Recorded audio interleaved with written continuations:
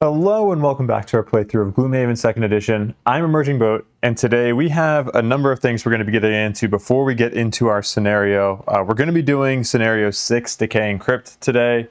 We are finally getting back to like some of the main story scenarios, but we have a city event to do, we have a retirement to do for Clarissa, we have to unlock a new character, and then on top of all that, I'm going to be slightly changing my build for our Mindthief Raphael so that we're a little bit more focused on summons, but I will get to that shortly. To start off, we need to do our city event. Let's do that. We'll go down to event effects, draw city event, and we draw C19. A group of Merchants Guild tax collectors are winding through the stalls of the sinking market. The central collector is a balding man with a bronze pin on his lapel. He's flanked by two wiry associates wearing well-fitting suits. Axes, He states matter-of-factly, a leather ledger in hand. The grocer expresses his frustration. I just paid you, jokers! I can't make a profit with all the nonsense taxes your guild applies. The tax collector speaks some pre-rehearsed words. axes today, pay for improvements tomorrow. Pay or hawk your wares outside the protection of the sinking market. There's plenty of real estate outside the city. Protection? It's the sinking market. The whole thing is sinking into the bay. I've moved my stand twice this year. The grocer grabs a meat mallet and brandishes it at them. Taken aback, the tax collectors approach you with a proposition. Mercenaries, right? Help us collect what's due to the Merchant Guild, and we'll compensate you. Option A. Help the tax collectors recover the taxes they're owed. Option B. Help the grocer drive off the tax collectors.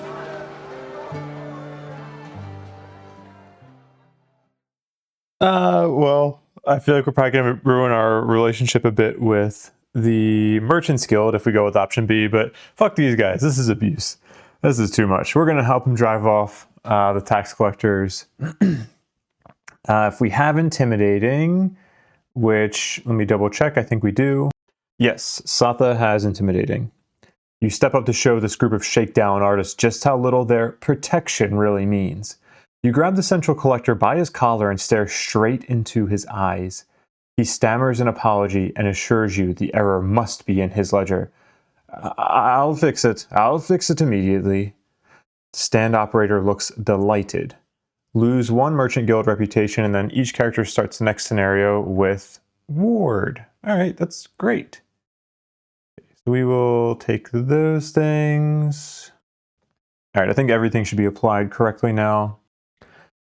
The next thing that I need to do is retire Clarissa because she found the cure for her disease. She is happy and satisfied in life. I need to remember which section I need to read here. Oh, wait, sorry, no, there's no more sections to read. We already read everything. The retirement came at the end of scenario 62, so we will check this box. And we need to apply all these things. Okay, sorry for all the jumping around. I was adding some of the things manually because I think there's some issue with retirements and applying the road and city event things getting added to the deck, so I had to do that manually. And I was checking the prosperity. It looks like we do get to read a section here. We need to read 68.4.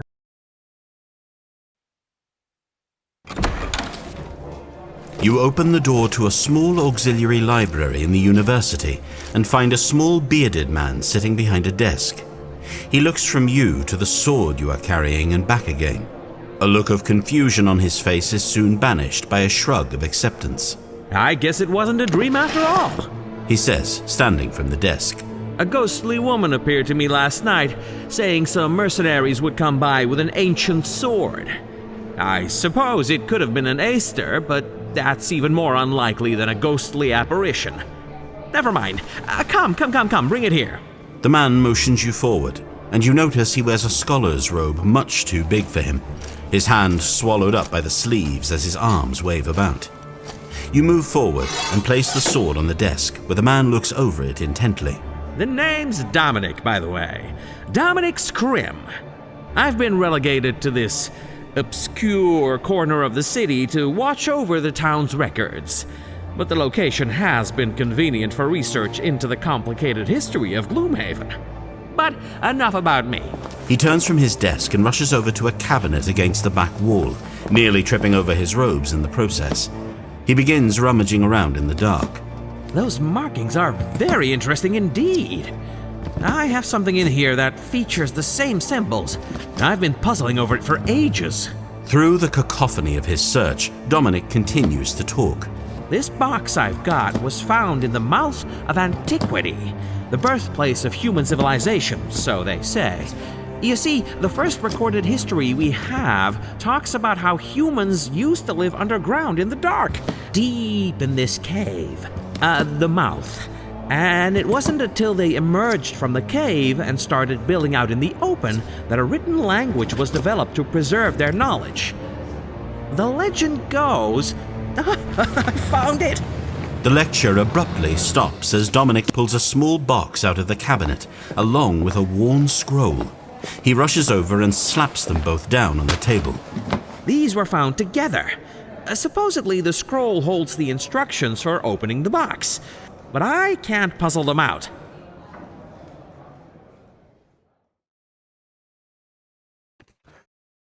All right.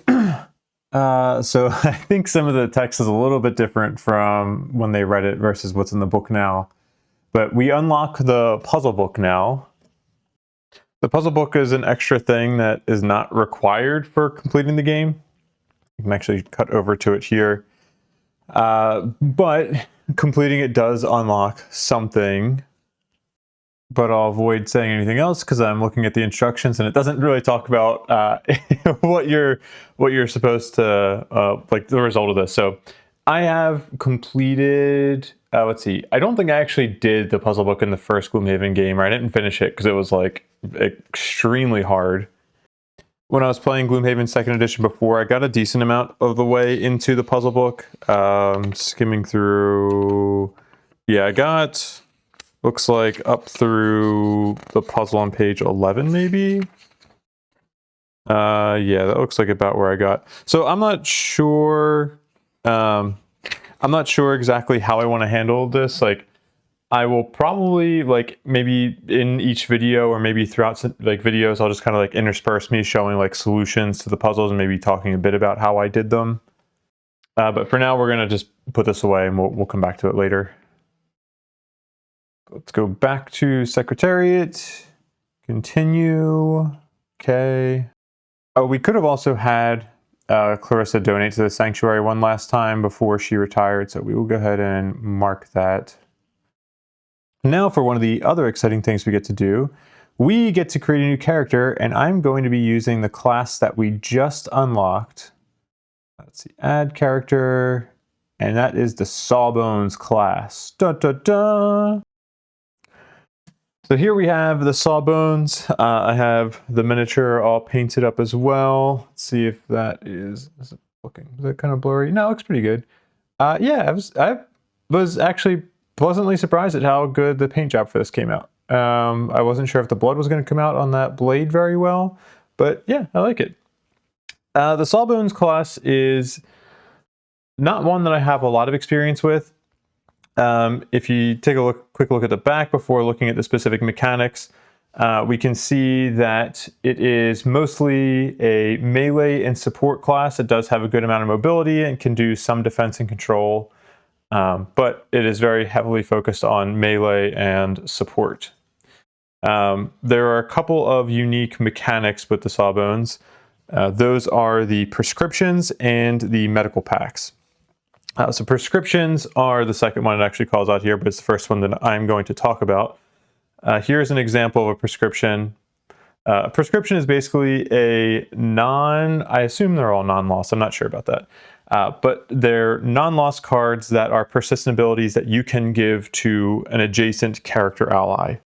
So this one, for instance, you're basically boosting an adjacent character's attack by 1 for each of their next to 4 attacks. Wow, I really struggled saying that. If you exhaust, then I think the prescriptions do not stay out. Like, I think this is something that was noted in the FAQs, that prescriptions are like they're put into another character's play area, but they are your card. So if you exhaust, those prescriptions then get discarded. The other types of cards, or the other special mechanic that the Sawbones has, are these medical packs. These are a separate deck of cards. I think there's 6 of them. And you have different ability cards that can say, like, give a medical pack to an ally. I think there's some perks that relate to giving medical packs to allies as well. And it has to be a character ally because these are cards that go into that ally's hand. So, you know, if we were adjacent to somebody, we could give them a medical pack with our ability, and then that becomes a card that that character can then play. The tops of all the medical pack cards are the same. They're all that heal 4 self, but the bottoms vary. And you don't get to choose which medical pack you give to your ally. You pick one randomly. So they usually have, at least on the bottom, they usually have some form of healing on the bottom. Some of them do have some negative effects, like this one's just positive where it has heal 2 self and gain ward. But other ones, like this medical pack, have heal 1 self, strengthen, and then you have to poison self. So yeah, I'm excited to play this class. Like I said, it's not one that I have a lot of experience with, but it's not going to put out as much single target damage, I don't think, as we were doing with Clarissa, the Silent Knife. But I think we can still get up, you know, we can still do a decent amount of single target damage and try to replace some of the damage that she was doing while also doing some support work. I will probably be keeping at least for the way that I play with Sawbones, I'll probably be keeping the support work generally a little bit lower and not focusing on that as much, because we have Satha in our party who is also doing some support. And Dwayne, our cry card, is also doing some support in terms of, like, he has some healing that he's doing. Although I think I'm not using those cards as much. But that means we don't really need to focus on the healing as much with Sawbones, so we can lean a little bit more into that damage. Go back to this page, and I'm going to name my Sawbones. I'm going to name him Desmond, I think. Not for any particular reason, just because that felt like a fun name to give him. Desmond. We also have... I need to draw a personal quest for him. 1 second, let me add the personal quest card that we got from the last retirement, and then draw a new one. Okay, I drew personal quest 5, Seeker of Zorn. I'll read that one in a second. Let's finish going through some of these things. We do have one perk that we get right off the bat, because this is the second character we're playing with our player 1 slot here. And I'm just going to take this remove 2 -1 cards. That is a nice perk to take, to just remove some of the negative modifiers in our deck. I'm also going to go to the item shop, and I want to buy, where is it at? I want to at least buy the warding rod. Search for it. This is an item that Clarissa had, and I think this would be a great fit for our Sawbones. Buy warding rod. Okay, cool. I'll also buy a stamina potion, because I feel like a stamina potion is never a bad thing to have. Okay, cool. So we should have 5 gold left. We do. Now let me read our Seeker of Zorn personal quest. You've heard his voice echoing in your mind as long as you can remember. The call of Zorn, a man so powerful he was worshipped as a god. He was destroyed long ago, but when you're alone, you can still hear his whispers. Find my remains. Set me free. Embrace the plague once again. Once you gain a level, unlock a new scenario. Unlock new scenario Crypt Basement number 57. Once the item gained in this scenario has been used to gain poison 7 times, unlock new scenario Palace of Ice, and follow it to its conclusion. And unlocking this will unlock the Cthulhu Face class. Alright, I think we're good. We can take a look at our masteries here. In a single scenario, give an ally a medical pack or prescription each round, except when performing a long rest. This will be easier to do with more allies. I'm going to be doing this scenario just with Desmond, our Sawbones, and Raphael, just so I can kind of get a feel for Desmond, like playing the Sawbones class, and get a feel for playing the summon focused build that I'm going to be trying with Mindthief. So with only with only one other ally, this one I think is going to be a little bit difficult to get. I'm also not sure. I don't really have a lot of cards that give medical packs. And I have 2 prescriptions, I think. So this one might be tough overall until we actually get a couple level ups. I'm not sure. Our second mastery, in a single scenario, never attack an undamaged enemy while there are any damaged monsters alive, and perform at least 10 attacks. So I think I'm going to try to go for this one. That was something I actually forgot to mention during the character overview, is that the Sawbones, like if you're focusing on damage, he benefits a lot from damaging enemies that have already been damaged. So if you do that, then there are other benefits that you'll get from your ability cards. So we're going to try to focus on that. I think we are good and set up with Desmond. Let's go ahead and mark Joanne and Satha as absent from the scenario. Oh, and then lastly, I do need to show that as part of my me trying to change my strategy for Raphael, I mentioned this in other videos, or in the last video.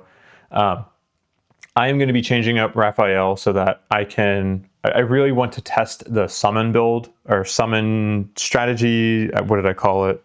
Specialty, summon specialization with the Mindthief. So as a part of wanting to do that, before I put out like a video discussion of the class when the Mindthief eventually retires, I want to try the summon focused specialty because I want to see how it plays.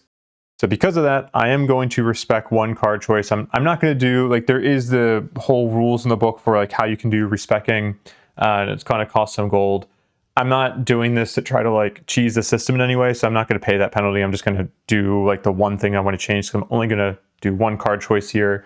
And that was my level 4 card choice, where I had originally taken Frozen Shiv. That card served me pretty well. It was a nice upgrade to Frigid Apparition. But instead I'm going to take Silent Scream because the top of it is, I think, going to be pretty important for me to have for the summon build.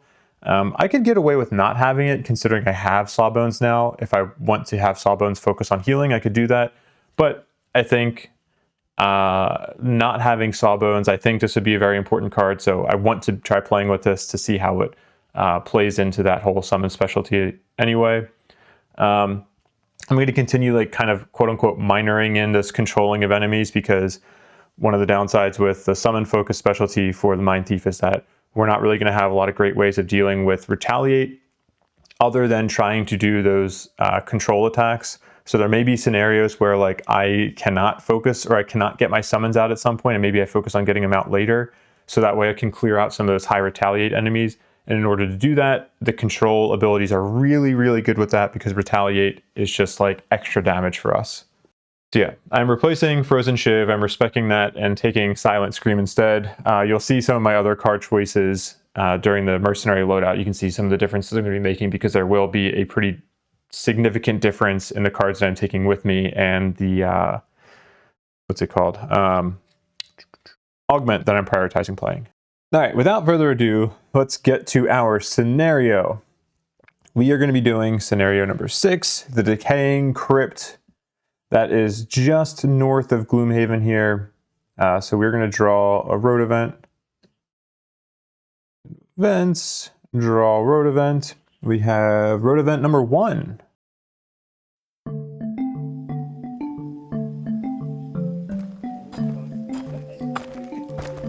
A collection of travelers surround a campfire ahead and beckons you to join them. They are sharing stories as the sun sets for the evening and seem friendly enough.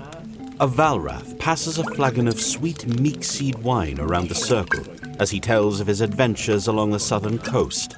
It's an incredible mix of adventure, fun, and bad fortune with impossible odds, and it certainly makes for a good campfire story. The story winds down, and the assembled group looks to you to contribute a tale. Option A: tell a scary story. Option B: make up an adventure and claim it's true.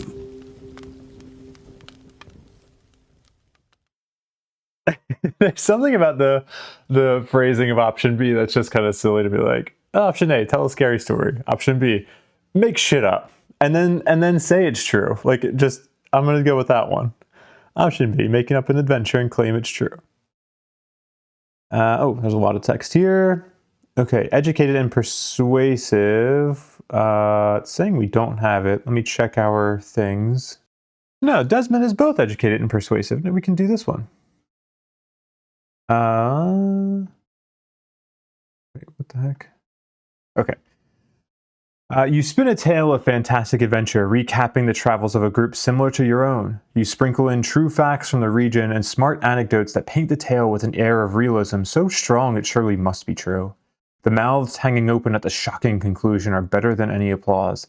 They ask that you join them for as long as you're heading in the same direction to share more of your epic tales, and they're happy to pay for the company. Gain 10 collective gold, and each character starts the next scenario with Ward. I think we were already starting with... Oh, well, Desmond actually wasn't starting with Ward, so that is beneficial. But we'll get 10 collective gold. Probably give that all to Desmond. Could we have done... Let's see, option A, Arcane and Intimidating. We could not have made that one work. All right, so we did the right choice here. So we'll go with that. Oh, also, before we actually get into the scenario, there are a couple things that I forgot to do. I apologize. I had money with Raphael, so I wanted to use him and donate to the sanctuary. And then additionally, I am going to be purchasing an enhancement for him. So this is our 4th enhancement. We need one more until we read section 71.2. But I'm going to be enhancing the Gnawing Horde summon. And I'm going to be enhancing it with a +1 movement. There's a couple of reasons for this. But the biggest one is just that I'm going to be trying to play both the Gnawing Horde and Gangling Abomination summons, because I do want to see how I can, like, if it makes sense to have them play them both, or does it make sense to just like be trying to focus on one of them? So there's a chance that this is kind of a wasted enhancement, but if I'm playing with both of them, I would really like for the Gnawing Horde to have that +1 movement to make sure that it should be able to try to attack the same enemies that the Gangling Abomination is going to attack. So that way it's more likely to get that poison on the enemy and just get that much more damage out for the Gangling Abomination. But also I think this could just be a good thing in general. The plus, you could do the attack +1, that's usually a good thing for summons, but with adding the +1 enhancement for the movement, we're more likely to get that summon into range and be adjacent to enemies, meaning it's more likely to attack each round. And then we're also more likely to be able to get use out of feedback loop with getting those extra attacks in with other summons. So there's a couple of reasons why I wanted to do this +1 movement for that summon. Yeah. I will have to keep in mind that not like if you're just starting out with the Mindthief and you're just going with the summon specialty, you're not going to have that +1 movement, so I'll have to think about how that would play into how this class actually plays during the scenario, but I can afford it, so I'm going to do it. All right, now let's go to what's that scenario for number 6. Take a look at this screen. You already got kind of a preview of this earlier from me being on the wrong camera view for a second. Yeah, we have our initial monsters on the board here. Let me get them added to no, this one. We need to add 2 curses to Desmond's modifier deck. Apply that, and then set our scenario or our standees. Then let's do our battle goals, and we'll check our mercenary loadouts afterwards. For Desmond, we have Prepper. Perform no attack abilities in the first 3 rounds. I do like double check mark, but I don't know if I can afford that. Or maybe I'd change his hand. I don't know.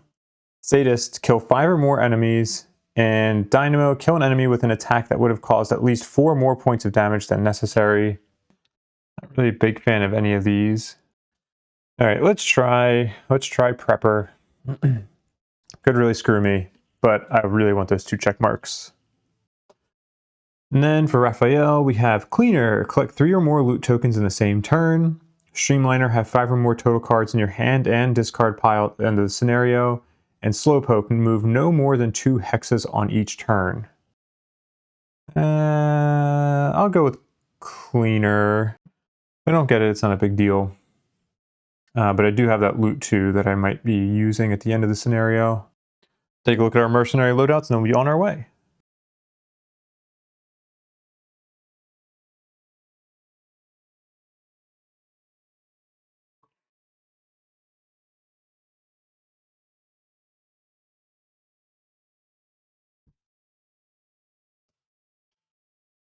And speaking of things that I did not do, I did not subtract gold. I need to lose 48 gold. Should be at 32. The 48 is from adding that enhancement for our summon. And then I apologize, I also meant to buy another item because I'm switching to this summon build. I wanted to purchase Warden robes so we can get a little bit of protection for our summon. Let's do that. I will add that here. And now I'm sure I forgot something else, but I'm just going to get into the scenario. Nope, I do know I forgot something else. I didn't read the scenario introduction. Oh my goodness. Jump to that.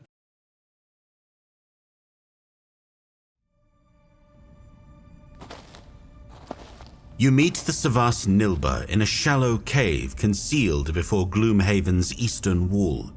It seems the leader of the sect never meets in the same place twice. We have discovered another gathering spot for our enemies. Nilba says, producing a rolled-up parchment. We intercepted a map that reveals the location of their lair in a crypt outside the city. This is a larger operation than any you faced before. Dozens of cultists summoning corrupted demons to build their army. You ask why the sect wants these demons killed, if they're so friendly with demons in general. The Savas looks out at the creeping tide. A demon army has torn across this land once before, if you know your history. You don't. Well, no matter. Simply trust it was as bad as it sounds, and we must never allow it to happen again. Strike where the cultists' army gathers, The Savas warns. or Gloomhaven will fall.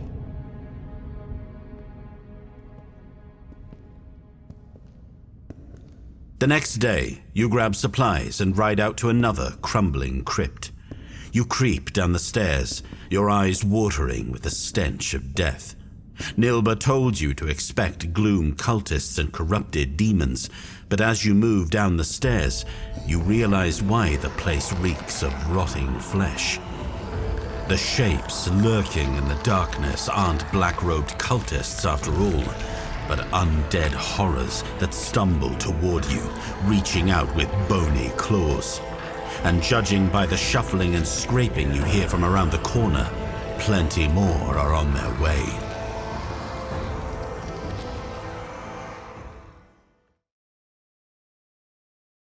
Scenario goals. The scenario is complete when the 15A tile has been revealed and all revealed enemies are dead. At the end of that round, read section 11.2. We already did our negative scenario effects here. All right, I think I am done being all over the place. I think I am actually ready to get going. Apologies for my mess. I'm just all out of place this morning. For the first round, I am not going to be doing a whole lot exciting. I'm going to be going first with Desmond and moving up a little bit, maybe repositioning myself to get in front of the Mindthief. If the Living Bones are going to get into a place where they can attack multiple of us, I might try to reposition myself, although a move one isn't going to help too much if I'm going to try to stay adjacent to the Mindthief. But just see if we can give that Mindthief, what's it called? A medical pack. Get ourselves an experience, and then we're going to prep with the top of Vital Strikes. I have to do 3 rounds where I'm not going to be doing any attacks, but I debated. There's a couple cards I debated playing here. I'll probably play the next round because we do have Ward, so I have a card that could shield us a little bit. I'm going to wait until next round to play that. That way we can try to maximize the effectiveness of Ward and Shield. Then Raphael is going to go late. The main thing I want to be doing is I want to start focusing down this Crystal Rot in the back, because the longer that Crystal Rot is alive, the more damage these other enemies can do to us.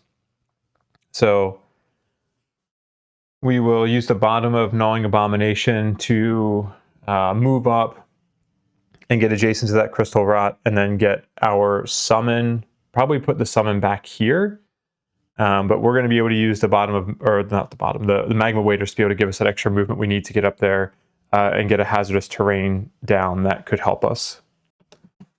Let's switch to this and draw. Okay, the living bones are moving 1, attacking 3.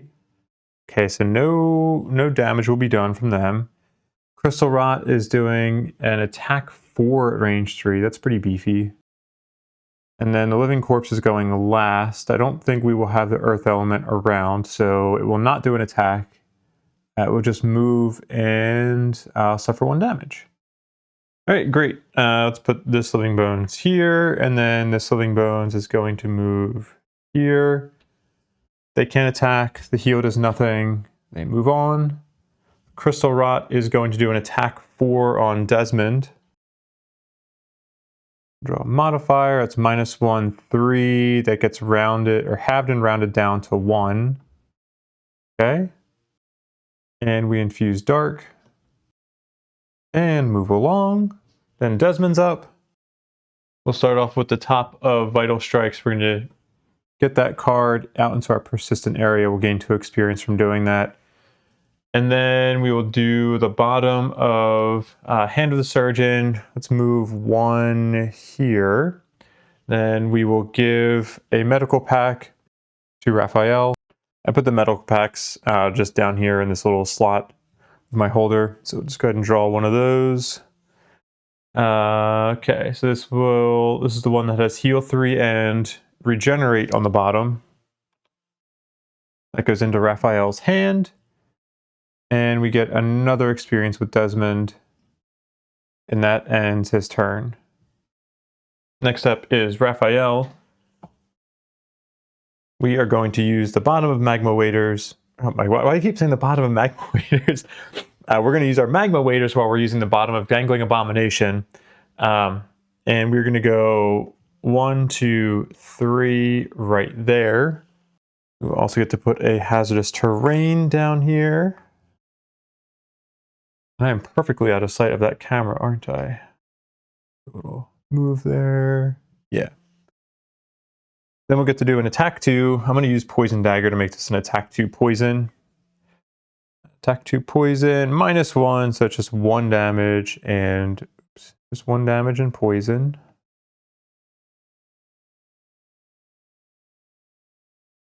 And then we will gain 2 experience as we get our Rat Swarm summon out. And I will put that summon right here, just continuously putting things out of camera's view. Let me move something around. All right, that's a little better. We'll add the summon in here. Perfect, and that will end Raphael's turn. That brings us to the Living Corpse's turn. Living Corpse is going to go after Sawbones here. Sawbones had a better initiative, and Living Corpse will suffer 1 damage. And that will end that round.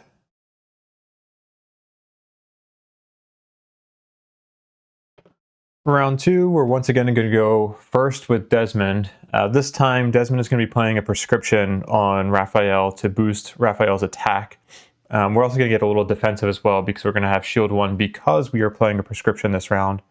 So we're going to get shield 1. We're going to end up moving 1, 2, 3. Yeah, I'm going to move here and end up shielding all of us. Then Raphael will go shortly afterwards. And we're going to start churning out some damage on this Crystal Rot because our summon's going to attack. Then we're going to get feedback loop out, be able to do an attack 4 with Raphael, and then that's going to cause our summon to do another attack. Actually, it's going to be an attack 5 because that Crystal Rot is poisoned. Summon's going to get another attack, and then we're going to do the bottom of Brain Leech, which is going to give Raphael another attack, and then give the summon another attack. So it's too early for me to do that math. I don't think I'm going to be able to kill the Crystal Rot, but hopefully should be close. Switch to this screen and draw. All the enemies are going late. Ooh, those living bones are going to be doing some brutal attacks. Oh man, that's going to be rough because Raphael might take the brunt of all of that. Living Corpse is also going to be doing a big attack. And Crystal Rot's going to be doing a big attack. Oh man, this is not good. That's a lot of damage we're about to take. All right, well, let's see how bad this can get. Yeah, I would consider using the top of prevention as key, but I don't think it's going to really help me too much because the enemies aren't clustered enough yet. All right, so we're going to use the bottom of prevention as key, just like we planned. We're going to go 1, 2, 3. Raphael does have more health, so he should be targeted. Shield 1 will help. So yeah, we're going to shield. We're going to use the top of syringe, which is going to cause us to get shield 1 for the round for all of our allies and self. So then syringe will go to Raphael, and we're going to get 1 experience for this total. That will end Desmond's turn. That brings us to Raphael's turn. Raphael's gnawing horde, or the rat swarm, is going to start us off and do an attack 3 poison, but it's already poison. So attack 3 plus 2 is going to be hitting for 5. That is pretty incredible. 5 damage. Then we will do feedback loop. That's going to give us an experience. And this is going to be an attack. It's normally an attack 2. We get +1 from our psychic knife, and then we're going to get +1 from syringe. That's going to be attacking for 5, because we also have +1 from poison. So attacking for 5. Ooh, invisibility! Fuck yeah! Oh man, that's huge. Okay, we go invisible.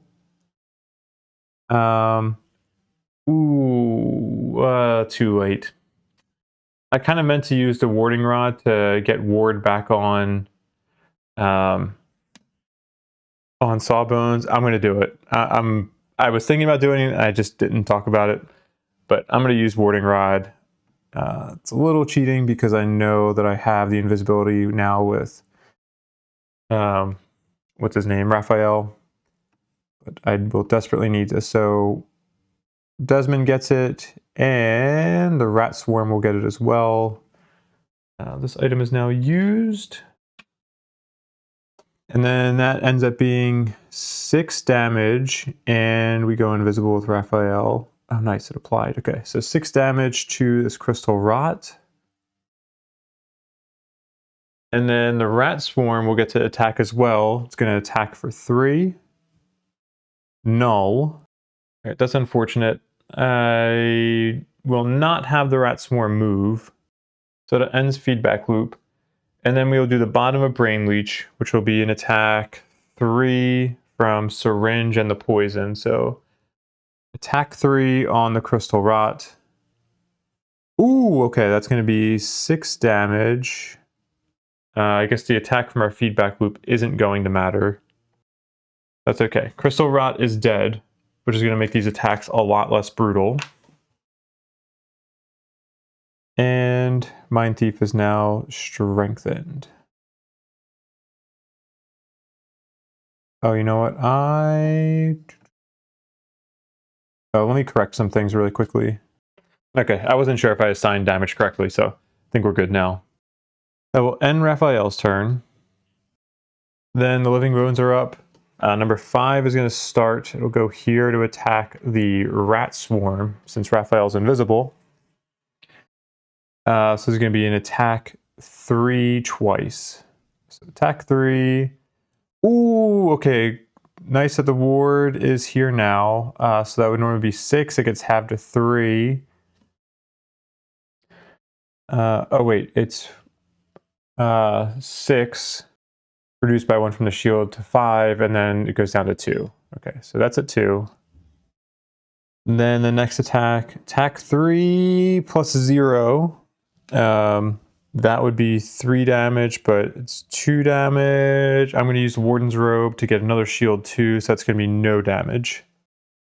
And that will end that one's turn. Now 7 goes, and we'll move 1, 2, 3, and go there. Then the living bones are done. Then the living corpse will move 1 to here and attack our Sawbones for 5 and poison. +1. Oof, that's 6. Ward reduces it to half, so 3 health, or 3 damage and poison. Oh, sorry, we have shield, so that's 1 less damage. That ends Living Corpse's turn, and that will end the round.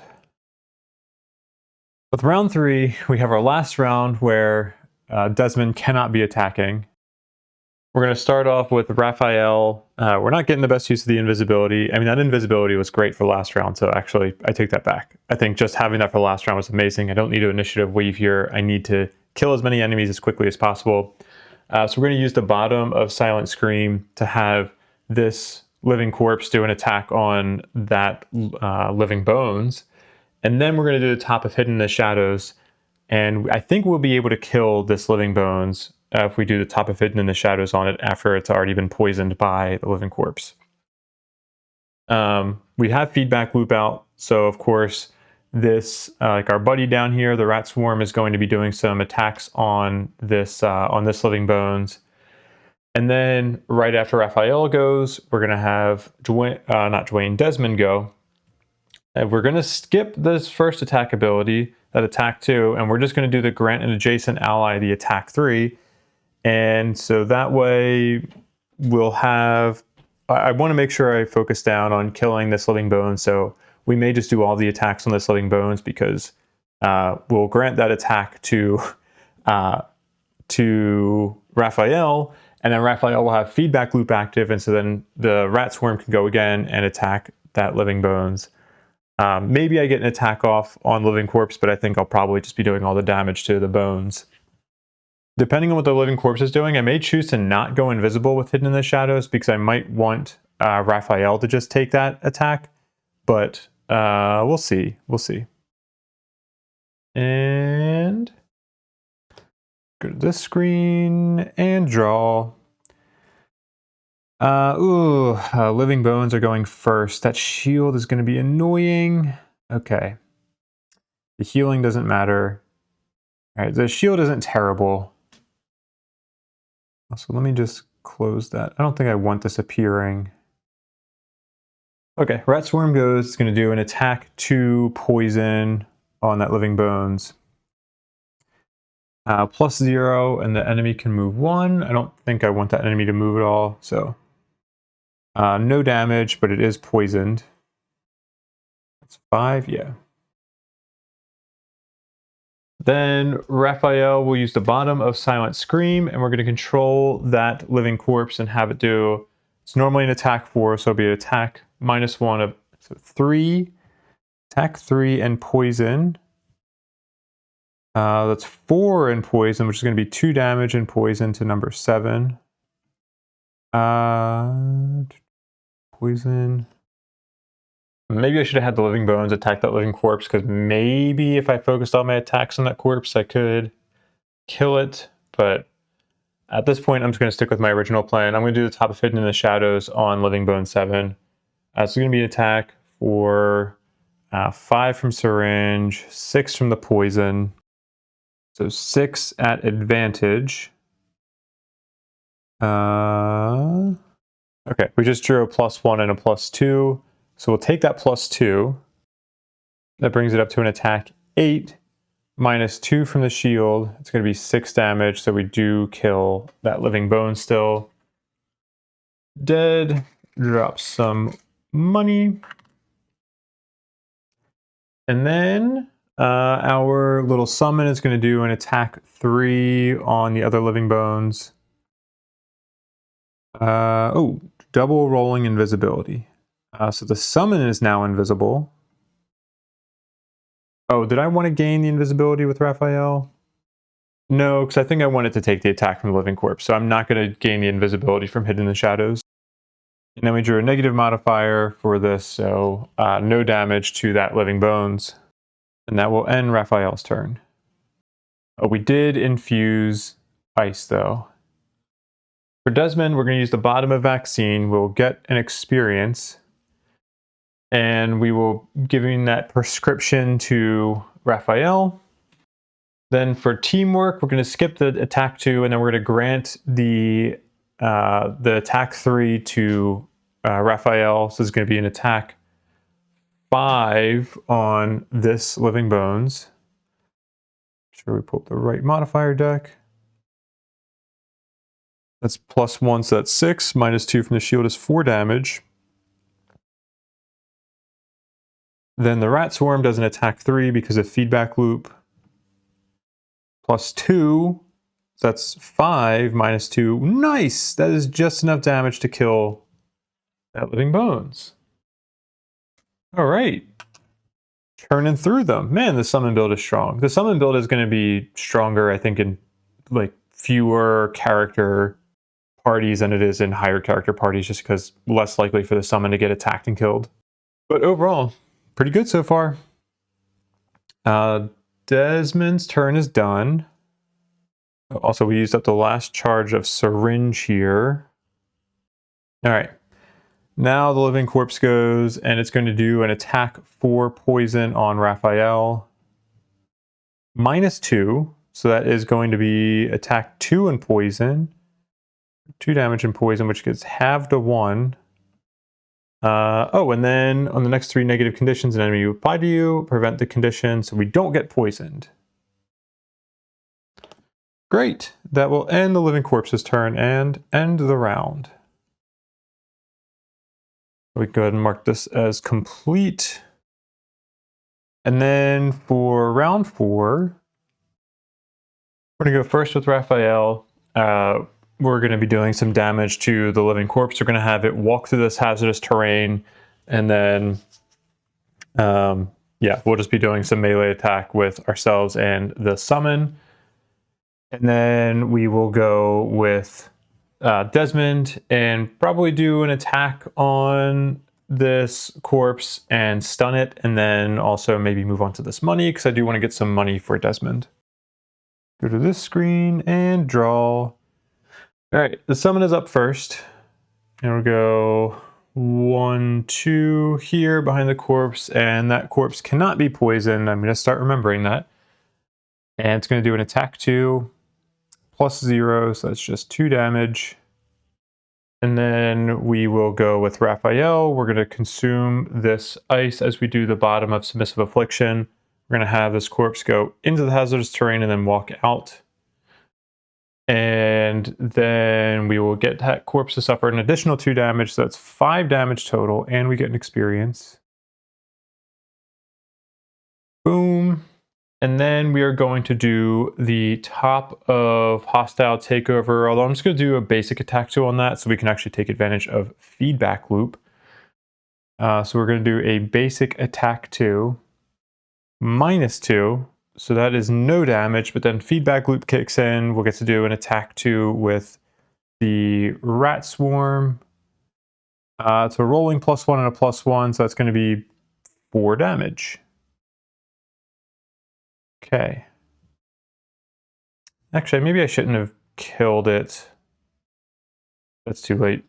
Because now I can't attack with Desmond, so I can't get an experience, but that's okay. That will end Raphael's turn. Actually, before I go with Desmond, I am going to retcon. I'm going to say I did the top of Hostile Takeover as is and not do the, what's it called? The melee attack instead.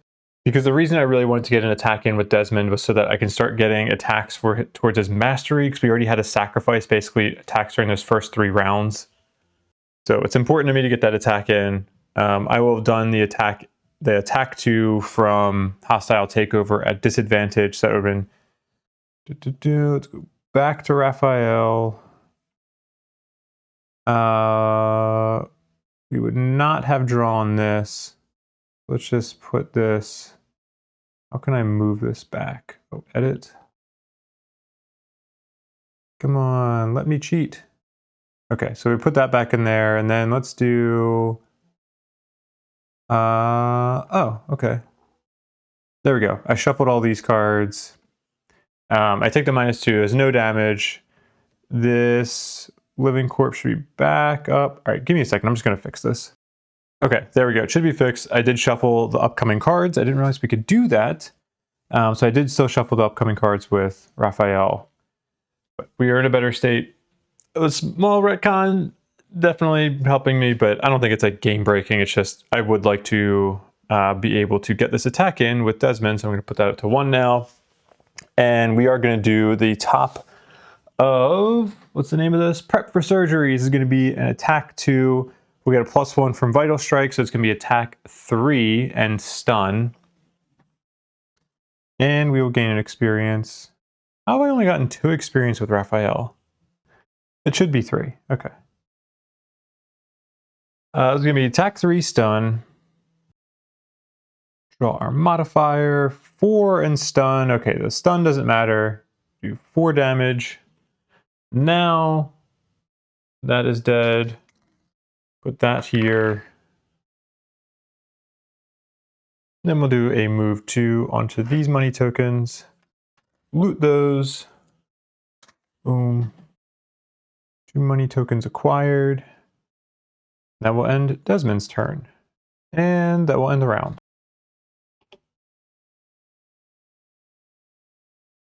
Round 5 is going to be simple. We're just going to collect a little bit of loot. And yeah, that's kind of it. We're going to heal up a little bit with Desmond as well. Draw. Boom.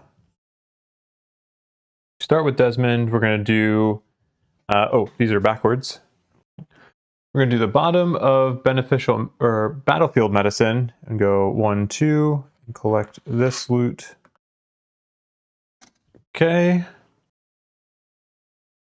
And then we'll heal 3 self, well, within range 1, but we're going to use it on ourselves. And before we actually do the heal, we get to remove a negative condition. Perfect use of this. We heal back up to max, and we end Desmond's turn.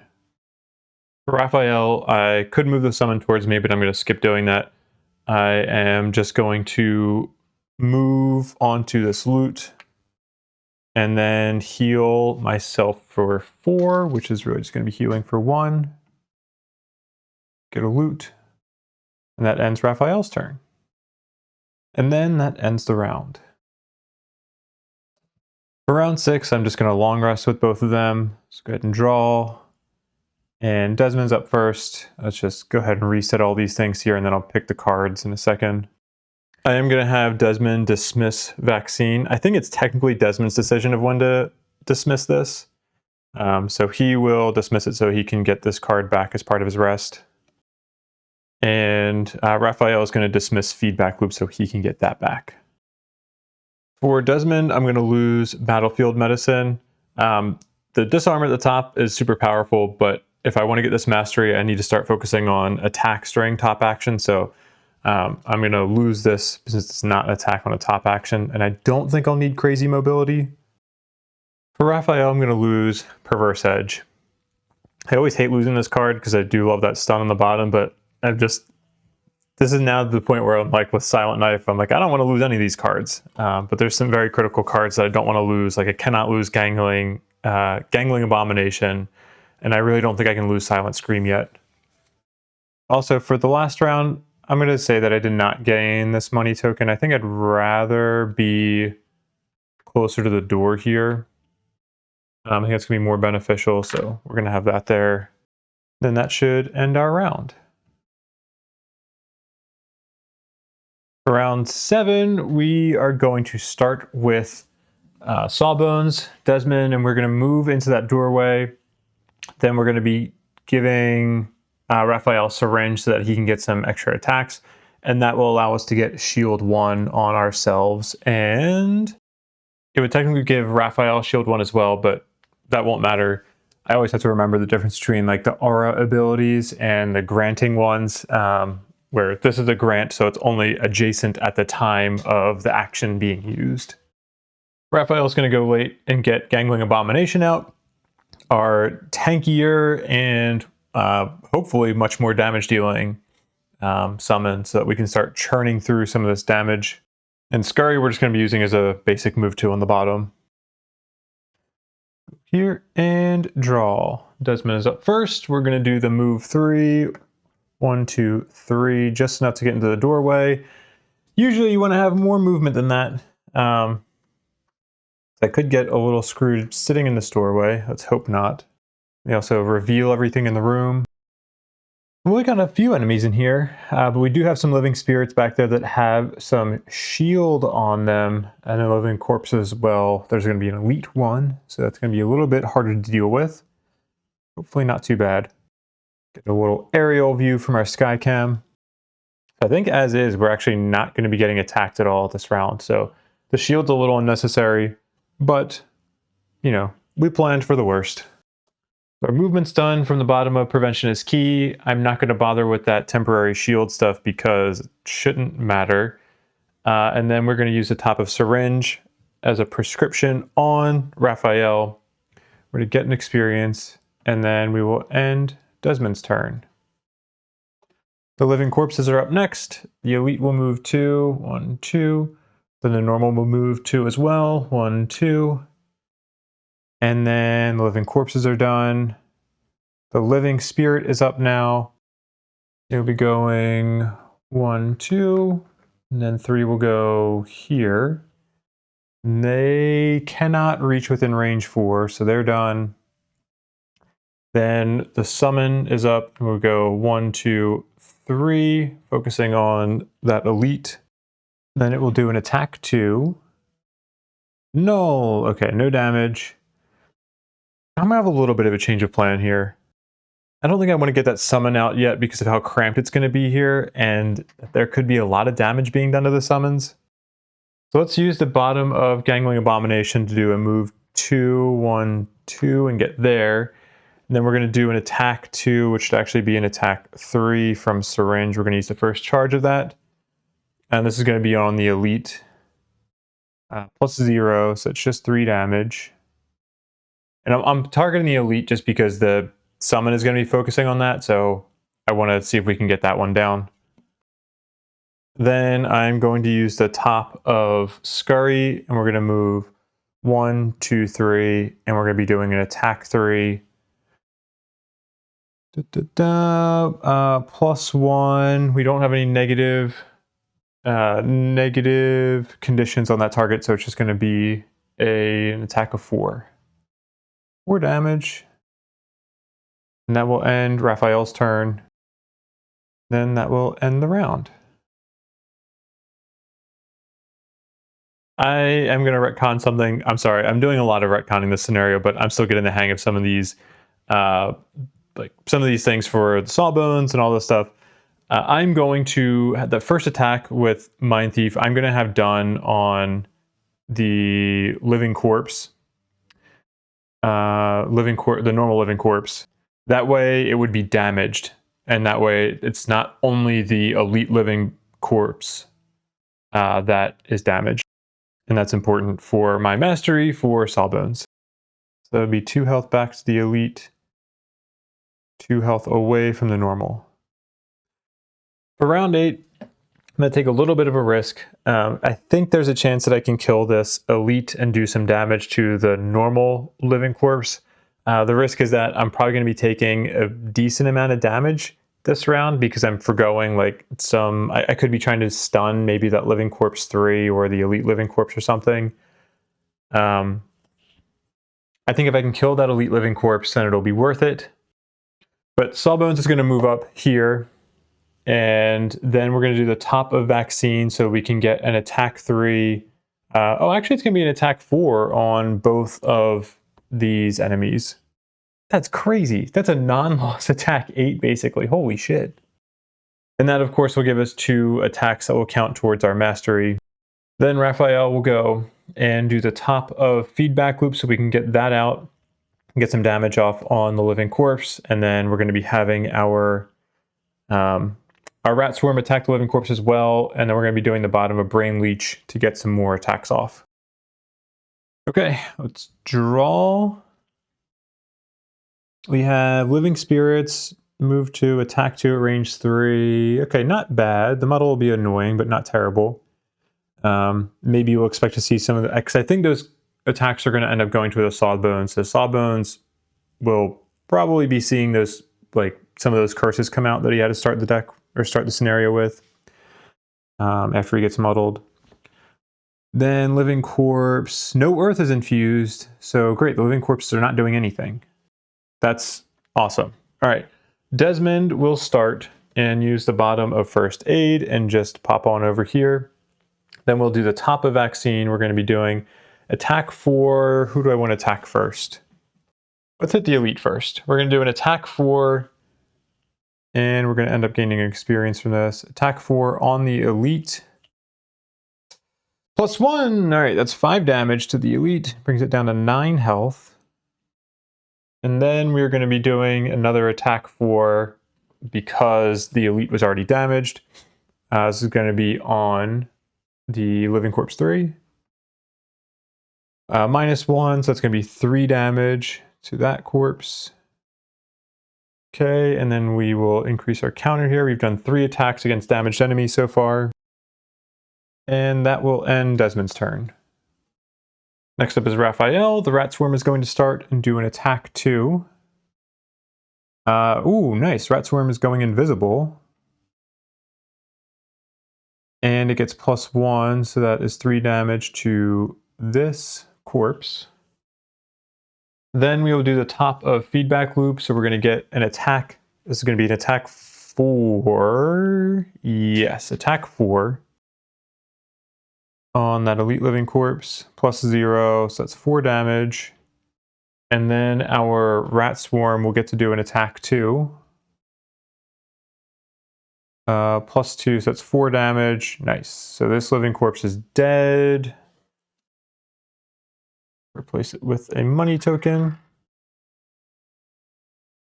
And then let's just use the bottom of Brain Leech to do a basic move 2. Pop on over here, collect that loot. And that will end Raphael's turn. Oh, and we get an experience for playing feedback loop. Living spirits are up. Move 2, attack 2 at range 3. This one will move here. 1, 2, 3. Yeah, so it can hit Desmond. So attack 2 muddle. -1, 1 damage and muddled. Then this one will go 1, 2. I think you can go here. Then we'll do another attack 2 muddle on Desmond. +1, so that'll be 3 damage and muddle. Down to half health, already muddled. Move on. Living spirits are done, then the living corpse goes. Nothing happens.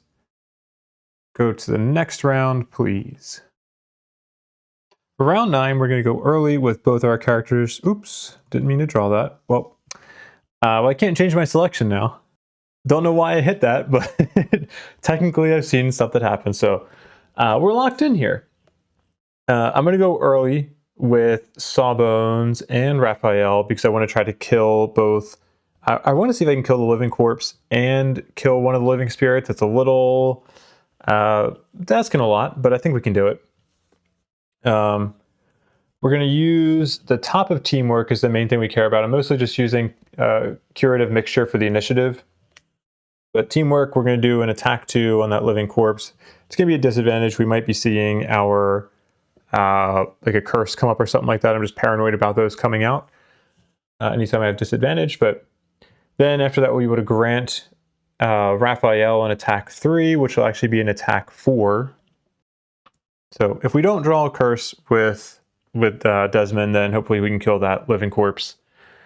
Then when Raphael goes, we will use the bottom of hostile takeover to do a move 2 to get in position to attack that living spirit, probably living spirit 3, because that's who the rat swarm's going to go off on.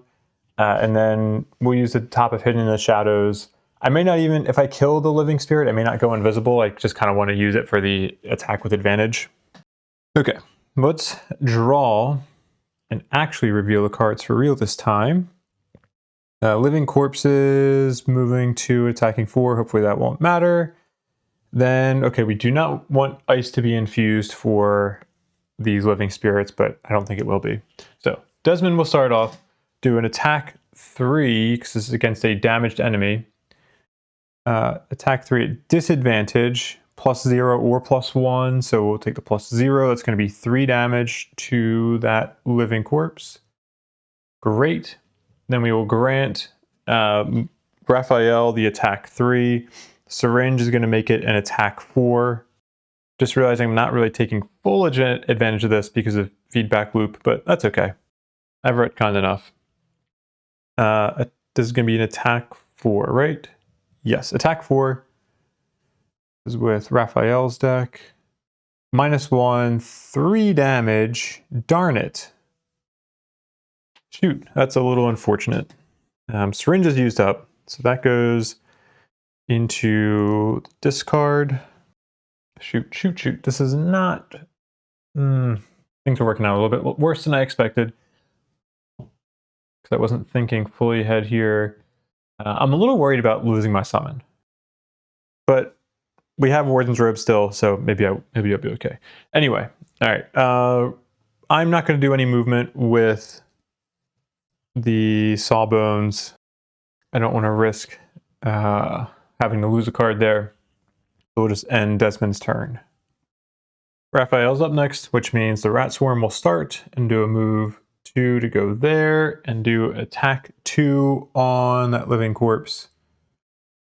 Okay, the summon is going to remain invisible. That is nice.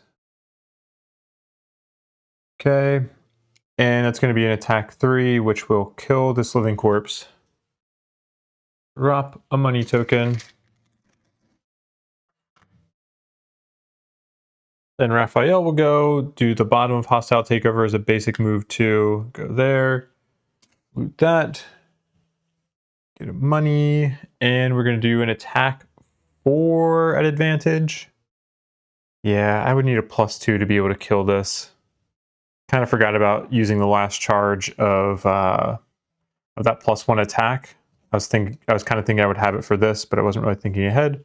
That's okay. So attack 4 at advantage. +0 and then move it 1 or null. That is just 1 damage to number 3. I don't think I need to move it, so I'm not going to move it. And yeah, it's going to end Raphael's turn. Living Spirits are up. Living Spirit 2 is going to go first and do an attack 3 on Raphael. ×2. This is risky, but I'm not going to lose a card for that. I'll just take the damage. I'm at full health. I think I can take it. We're about to get another attack 3 on us. This time, this Living Spirit's going to move backwards 1 and do an attack 3. Ooh, okay, +0. 3 damage. We're at 1 health. That ends Living Spirit's turn and ends the round. Round 10, I'm just going to play the cards that I have remaining in the hands. We're going to probably stun one of them, or stun the Living Spirit number 3 with top of Prep for Surgery, which means we're going to have to use the bottom of Hand of the Surgeon for a basic move 2. It's a shame that's only a move 1, because I would like to give a medical pack to Raphael, but I'm not going to be able to do that. I'm debating if I want to use the top of Hand of the Surgeon and do basically an attack 5 on Living Spirit number 3. But I think this round, maybe I'm just kind of trying to bide a little bit of time. Then when we go for Raphael, I will probably switch to using the top of Silent Scream so that I can start getting some healing in. I need to heal that our ally there, our summon. And I need to, yeah, I don't know. I don't know what I'm doing. I would love to be using the direct damage from the bottom of Submissive Affliction, but I haven't really been doing a good job of infusing ice. But in some cases, it's probably a good thing I haven't been infusing ice because of things like stun from the Living Spirits in case they use those elements. So it's a little bit of mismanagement on my part that has worked out in my favor a tiny bit. But let's just switch to this camera. Let's see what happens. We are at least beating the Living Spirits. They are doing an attack 3. So yeah, I would like to make sure I'm not taking all these attacks. We will start with Hand of the Surgeon. We'll do a basic move 2. Hand of the Surgeon, basic move 2. Go here. And then we're going to be doing, this will be an attack 3 and stun on number 3. Get an experience. 3 and stun, -2. Okay, so 1 damage, nothing because of the shield, but number 2 is stunned. Or sorry, number 3 is stunned. That's another attack against a damaged enemy. That ends Desmond's turn. Then up next is the rat swarm. It's going to do an attack 2 poison. +2, that's 4. Ooh, that's 1 damage and poison. Would be nice if I could disarm number 2, but that's not happening. I'll just do the bottom of Submissive Affliction, do a move 2, go here, and then we're going to do the top of Silent Scream. This will be an attack 4 and disarm 5. Okay, yep, we're good. That one takes 2 damage. So Living Spirit number 3 is dead at least. We get an experience for this, and then we get to do a heal 2. Let's do it on Desmond since he's about to take this attack. And that will end Raphael's turn. Then the Living Spirit is up. It will move backwards 1 to go there. Then do an attack 3 on Desmond. -1, that's 2 damage. Not too shabby. And that will end Living Spirit's turn and go to the next round. I'm going to short rest with both our characters. Start with Sawbones. 3, 2, 1. Okay, first aid. Do I want to lose that? Shoot. Yeah, I guess so. Then Raphael will short rest. I don't think I want to dismiss Silent Scream yet. 3, 2, 1. Boop. Okay, Hidden in the Shadows. I mean, I can't lose it. Or I can't not lose it because I only have 1 health. Darn it. Before I go into this round, this counter should actually be at 5. I missed an attack from earlier. For round 11, we're going to go first with Raphael pretty early at 9. And he is going to, once we get the poison on this Living Spirit, actually, no, I don't like how this is going to work out. Let's swap this out. I'm not very confident I'm actually going to kill the Living Spirit right now. But I want to get poison on it and then do multiple attacks with Raphael so that we can get a bunch of healing off from Silent Scream. Then Sawbones will be able to move up as well, allow Raphael to move even further towards the door. I'm thinking Sawbones will probably end up killing the Living Spirit next round. Actually, what am I doing? I'll do this. There we go. Boom. Sawbones is now guaranteed to be killing this Living Spirit by its turn next round. So let's go ahead and draw. Raphael starts. I'm going to move up here with the Rat Swarm. It's going to do an attack 2 poison, +1, 3, but shield prevents any damage, so we just get the poison. Then Raphael will go 1, 2, move up there, do an attack 2 from Gangling Abomination, sorry, which is going to be an attack 3. And yeah, just an attack 3. 4, so we get 1 damage on it. Then we'll do the top of Hostile Takeover, which is also going to be an attack 3. Draw a modifier, invisible self, and then no damage. Okay, but we also get 2 instances of heal 2 here. Let's use one of those on the summon and then the other one on Raphael. And that will end Raphael's turn. But also I'm going to use my stamina potion now so that I can avoid, or I'll just get back Gangling Abomination from the discard. Then we have Desmond up. He's going to do move 3. 1, 2. Why not? Let's go here. Does that benefit us at all? No, let's go here. Then we will put wound on this Living Spirit.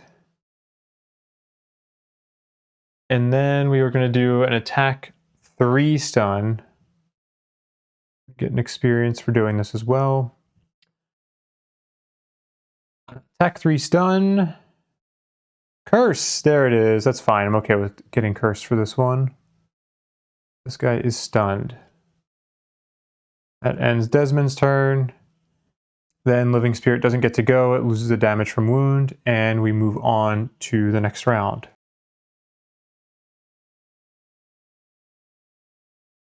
Oh, once again, I should have another attack here. It should be 6 attacks against damaged enemies.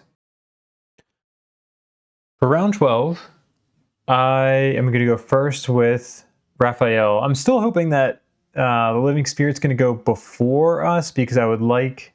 Actually, it's not really going to matter in terms of summon movement, so never mind, doesn't really matter. We're going to be using the bottom of feedback loop just to get a little bit closer to the door over here. I'll probably end up just doing like a move 3, so that way when Desmond goes, Desmond can give us a medical pack.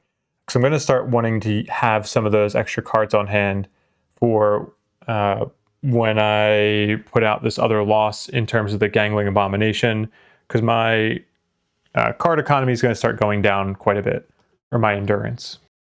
Then Desmond will go and move 1, give Raphael a medical pack, and then probably use Curative Mixture on myself, on Desmond, because Desmond's more likely to be taking some of those attacks. Yeah, let's roll with this, see what we got. Draw. Okay. Well, Living Spirit is going after Raphael, but doesn't really matter. We're going to get an attack 2 from the Rat Swarm, which is really an attack 3. Rolling +1, that's 4. Okay, the summon kills that. Living Spirit. Cool. Money token goes there. Now it's actually Raphael's turn. He's going to do move 1, 2, 3, maybe there. And then we will gain 2 experience as we summon the rat monstrosity. Let's put it here. Oh, and Raphael's turn. Then Desmond is up. Desmond will move 1, gain an experience as he gives a medical pack to Raphael. I shuffled these when I discarded the last one. So let's see what we got. It's a heal 6 and then immobilize self on the bottom. All right, that could be pretty good. And then we will use the top of Curative Mixture and heal ourselves for 3. Then we'll end Desmond's turn and end the round. On that Desmond's last turn, I'm going to have used Stamina Potion to get back Syringe. That way I have something to do and do my combination of Preventionist Key and Syringe, because I do like that combo. For round 13, we are going to go early with Desmond and just get some shield on both Raphael and that rat monstrosity. And then we're going to give Syringe to Raphael as well to bump up his attacks. Although I think it'll be a couple rounds before Raphael is actually attacking again. Then Raphael is actually going to be the one that opens the door a little bit later, because I want to use the bottom of Magma Waders. Why do I keep saying the bottom? That's like the 3rd time I did it this scenario. I want to use Magma Waders so I can get a hazardous terrain tile in that doorway. That way, as enemies start coming out towards us, they're going to have to come through that hazardous terrain. I could screw myself a little bit if I have to start moving into that room, but hopefully I'll be able to hold my summons back from walking through that terrain. That's probably my biggest concern. Let's go here and draw. Desmond starts off first. We will use the bottom of Preventionist Key and we will move. Let's go 1, 2 there. Actually, I will go here. A little risky, but less chance that we're actually going to take attacks. Risky in the sense that I'm now increasing the chances that Raphael is going to get attacked instead of Desmond. Okay, so now we're going to do the top of Syringe. That's going to give us another experience, and we're going to shield 1 for a handful of people. There we go, and end Desmond's turn. First, the rat rat swarm is going to go and move 1, 2, 3 to get adjacent to our Mindthief. And then the rat monstrosity is not going to move. Then Raphael will do the bottom of medical pack first and just do it as a basic move 2, while we are using the magma waders to make it a move 3. And then we're going to get into the doorway here, putting down hazardous terrain. And then we will open up this door in a second and see what we see. We got 5 enemies in this room. We have 1 treasure chest back here. Let's take a look at our sky cam. See a lot of enemies clustered up here. The biggest threat's probably going to be that elite living spirit. But let's take a look at what the enemies are doing. Living spirit's going to be moving 3 and then attacking at range 3. So they are not going to get into the doorway. I think they'll, at least the elite will get right there, but won't be able to attack. The crystal rot is going to move 4. 1, 2, 3, 4. It will sit in the doorway. Does it have flying? No, they do not have flying. So it will take the hazardous terrain damage. Okay, and the next round I can start ganging up on it. That's good. Then Living Corpse move to attack 4. They'll be kind of left behind a little bit. Okay. I will eventually have to find a way to focus down these living spirits. But we'll at least be okay for now. Alright, so let's finish up the Mindthief's turn. We need to do the top of Scurry still, and we're just going to use that to scurry on back. 1, 2, 3, back here. Get out of range of attacks.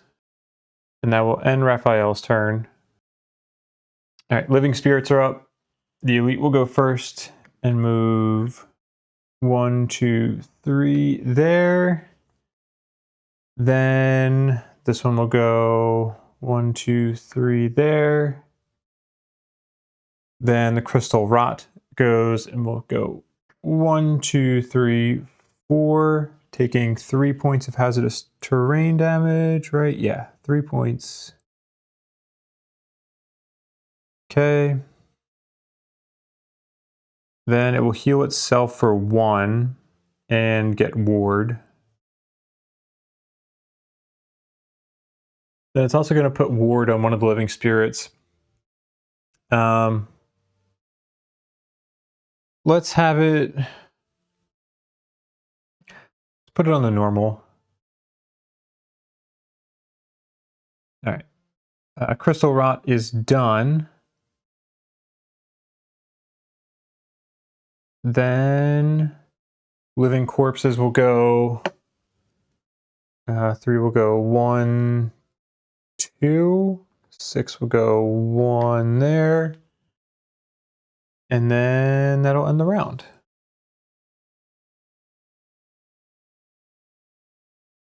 For round 14, I will go first with Raphael, who the summons are going to go and hopefully do a decent amount of damage to the crystal rot.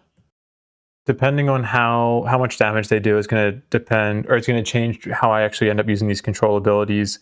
And if I can use, ideally I can use just one of those control abilities to move the crystal rot out of the hazardous terrain and then back into it and kill it. And then I can move one of the living spirits up. But then if the living spirit comes up, then it's going to want to move away during its turn anyway. Yeah, we're going to play it out. These are the last cards that I have in my hand. I could short rest a little bit early, but I think I can make something interesting happen here. At least killing the crystal rot is kind of the bare minimum that I want to do with the Mindthief. But then I'm going to go late with Desmond, and depending on, like, there will probably be something in the doorway. I'm hoping something will be adjacent to one of the summons. We'll probably end up losing the rat swarm this turn. I don't think the rat swarm is going to end up surviving this whole round, but maybe, we'll see. But even if it doesn't, then at least the rat monstrosity will be around, and then hopefully we can do an attack with Desmond. Or actually, Desmond may not be able to attack himself because he's not going to be able to get into... He only has 2 movement, not 3. All right, well, once again, we'll figure it out. There's no, I probably should short rest before this round, but let's just see how this goes. This screen, draw. Okay, Raphael's going, then Living Spirits are going, moving and attacking at range 3. They will both be able to attack. Living Corpse 6 will be able to get into the doorway. Crystal Rot should be dead. Okay. We start with Raphael, whose summons will go. The Rat Swarm is going to go first, move up, do an attack to poison. It's +0, so it's going to be 2 damage, and poison ward brings it down to 1 and poison. Okay. Then the Rat Monstrosity is up. Move there, and it will do an attack 5. Oh my gosh. Shoot. That really fucking sucks. Alright, I don't think I can kill it. I don't know, there's probably something creative I could do, but I'm just going to stick with what I was going to do, and the Crystal Rot's just not going to die, which means the Living Spirits are going to get attacks advantage, which kind of sucks. Alright, so we'll use the bottom of Submissive Affliction. It doesn't really matter which order I do this in, but I'll do the top of Brain Leech first. I will control the Crystal Rot and move it 1, 2. So it moves back into the hazardous terrain. That's 3 damage. And then I will have it do an attack 2 on Living Spirit 2, just for the sake of trying to get that ward off. +1, that is 3 damage. Nothing ends up happening because of ward and shield. Ward comes off. And then we use the bottom of Submissive Affliction. Have it go 1, 2. That's another 3 damage. It has 2 health left. And that will end Raphael's turn. Living Spirits are up next. The Elite will go first and do an attack 3 at advantage and muddle on the Rat Swarm. Null. Oh, man, we missed the null. Null or +1. It's going to be 4 damage. And muddle. I don't think I'm going to shield with Warden's Robes. Our Rat Swarm is probably going to die, so yeah, I don't think I'm going to use Warden's Robes. So it takes 4 damage and is muddled. And then the Living Spirit number 2 will do an attack to muddle at advantage. It's +1 or -1, so the +1, yeah, okay, so the Rat Swarm would have died anyway. There we go. Rat Swarm is dead, and that can come out, and that's lost. Shift these over. Okay. Living Spirits are done. Living Corpse is up next. They... let's see, number 3 will move up a little bit because it can get a little bit closer, but ultimately they do nothing. And then the Crystal Rot. It's going to need 2 movement to get out of that area, so I think I can have it go 1, 2, and its primary focus is the Abomination. It's going to do an attack 2 on just the Abomination. Attack 2, -1, that's going to be 1 damage. I will not shield for that. And then it's going to infuse Dark, and that ends the Crystal Rot's turn. Desmond is up now, and we will go 1, 2 there, and do an attack 2 on that Crystal Rot. Actually, attack 4 after poison and all the other stuff. +0. Okay, so the Crystal Rot is now dead.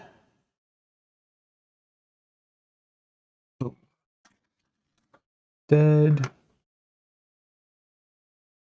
Our damaged enemy counter goes up to 7. That ends Desmond's turn. And that will end the round. We're going to short rest with both Desmond and Raphael. Oh gosh. 3, 2, 1. Prep for surgery. Yeah, that's okay. I'll lose that. Then Raphael short rest as well. I'm not going to dismiss Silent Scream because it doesn't help me with anything. Oh, actually though, maybe I want to dismiss it just for the sake of potentially using that card. Yeah, I'm going to do that. I'm going to dismiss it.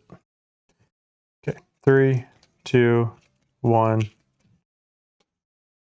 Brain Leech. Yeah, that's fine. I'll lose that. Okay. Round 15.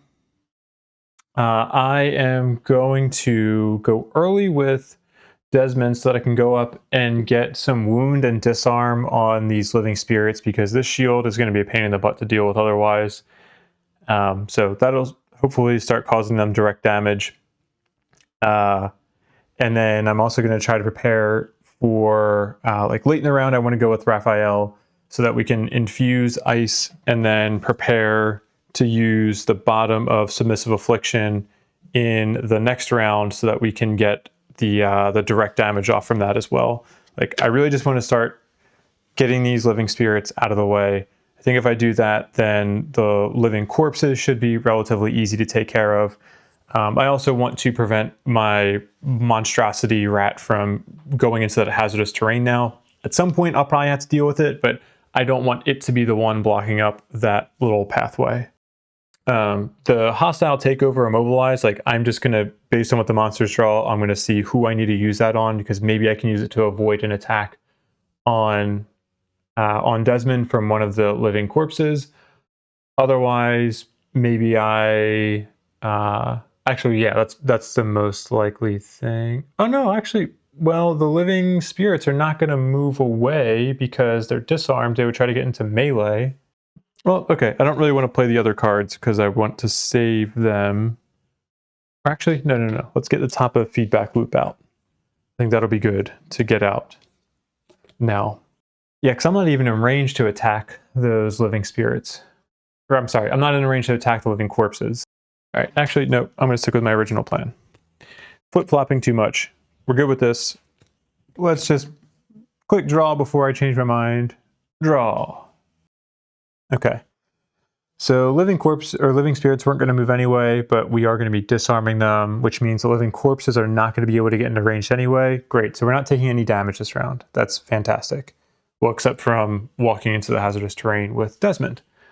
But Desmond will start. We will do a move 1, 2. I'm not going to grant the ally any movement because it doesn't really help. But Desmond will suffer 3 damage. And then we will wound and disarm these living spirits. Let's do it this way. Do none. Wound and disarm. There we go. We get 2 experience for doing this. My gosh, we are racking up the experience here. And then we also get regenerate. Oh, not safeguard, no. Oh, no. I'm sorry. It is safeguard. I was thinking of... I guess it's a Frosthaven condition I'm thinking of.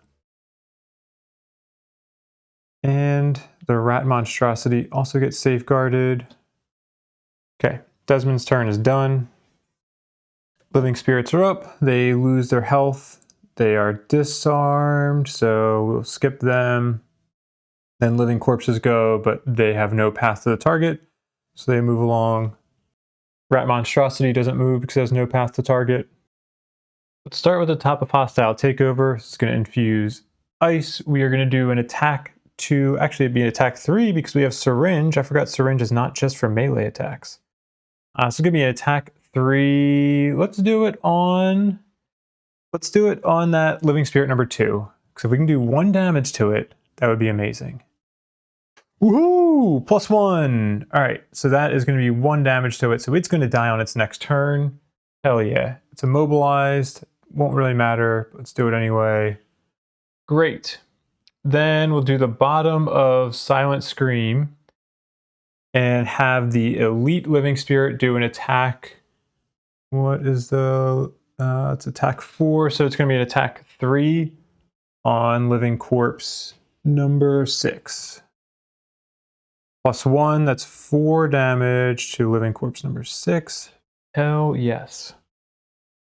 That will end Raphael's turn, and I am guaranteed to be killing both those living spirits next round. That's fucking great.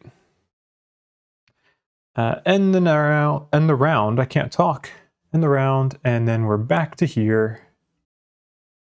For round 16, I will go with Desmond first. I'm just going to do the top of Vaccine, mainly so I can get 2 more attacks on damaged enemies. It's not the most efficient use of my actions, but I really want to get this mastery done. So that should bring us up to 9 attacks, and then depending on if one of those enemies dies, maybe I will... I'll probably move in, because I need to be moving in at some point anyway. So probably move in a little bit further and maybe start heading towards that chest. Then Raphael will go next, and we will do Scurry and Submissive Affliction.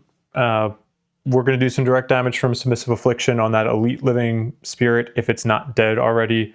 Otherwise, we'll have some flexibility in how we do this, if we're able to get some kills off with Desmond.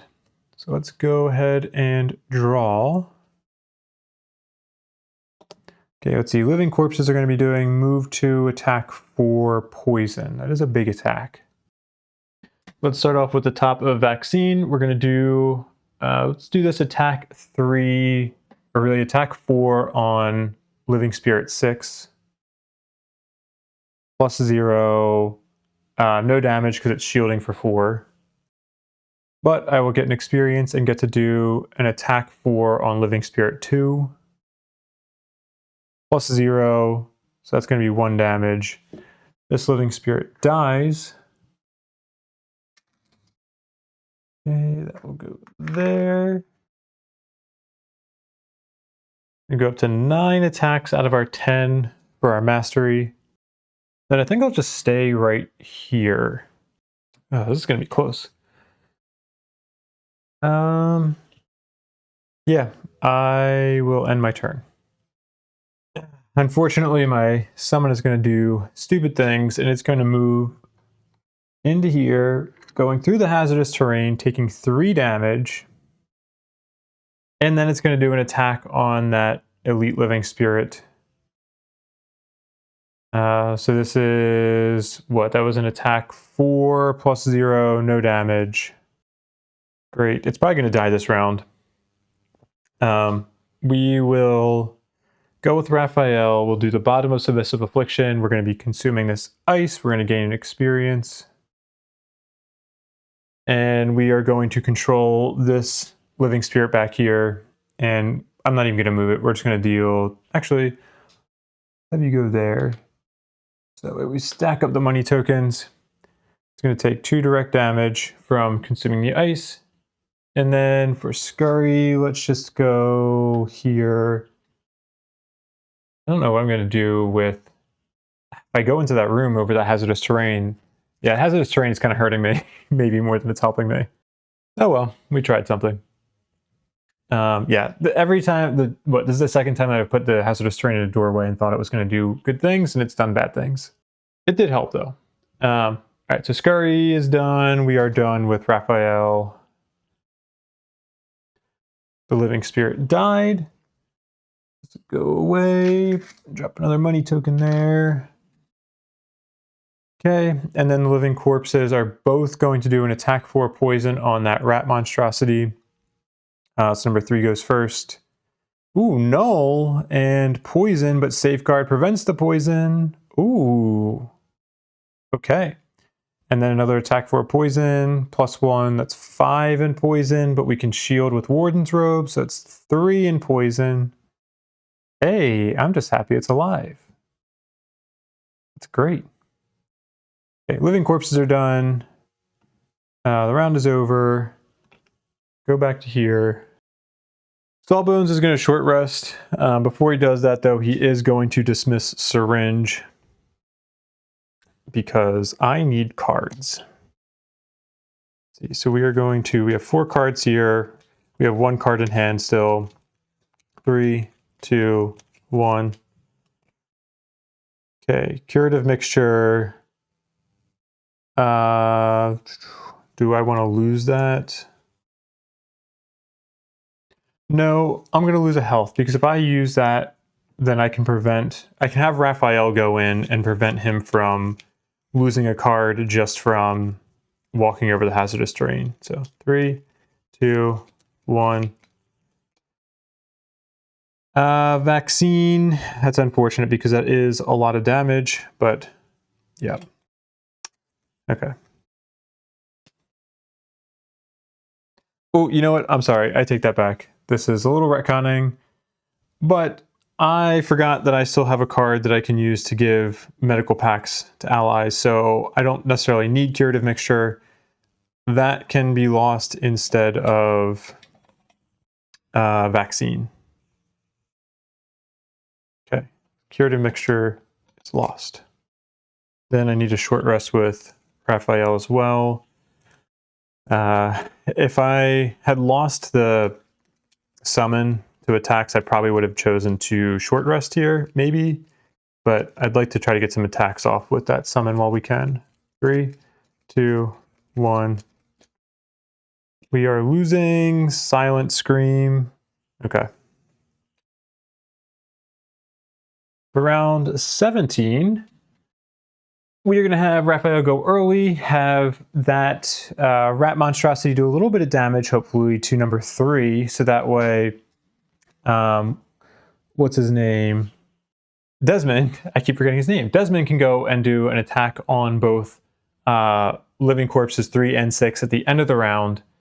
Then with Raphael themselves, I will probably be using the top of Hostile Takeover to do an Immobilize on one of those enemies, because I'm thinking one of them will probably do an attack to kill the rat monstrosity. The other one, we can avoid attacking Desmond by doing that Immobilize.